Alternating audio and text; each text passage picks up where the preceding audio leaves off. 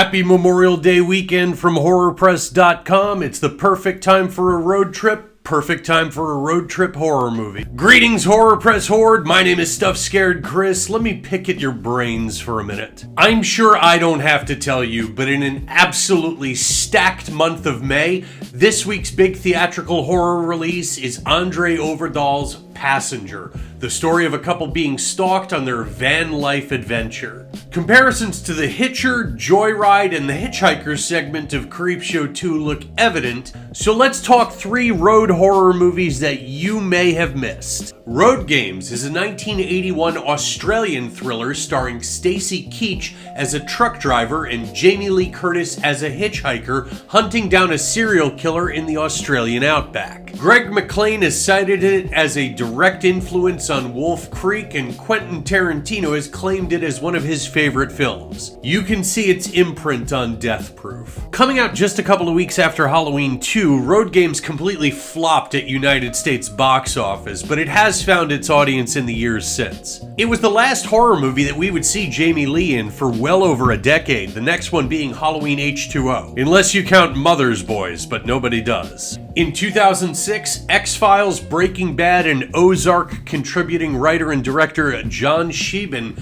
tried his hand at feature filmmaking with Rest Stop. This is the story of a couple who stop at a rest stop, and when girlfriend Nicole exits said rest stop, her boyfriend Jess is nowhere to be found. What follows is a deranged adventure rife with memorable characters and solid tension, and the gore that you'd be looking for from that splat pack era of filmmaking. It was followed by a 2008 sequel, not as good but still worthwhile. And in the wake of the first 2 VHS's successes, 2015 Southbound saw several directors from that franchise, including Ready or Not, Scream 5 and 6, and Abigail creators Radio Silence, collaborate to tell 5 horror tales that carry the theme of travelers facing their fears on a lone desert highway. In lieu of a wraparound, these stories all interconnect, and there's something for everybody in this anthology. So those are 3 that I love. Have you seen any of them? Which ones did I miss? What are your road trip favorites? Let me know. Thanks for the ride, lady. Drop back here next week and talk more horror with me. If you dare.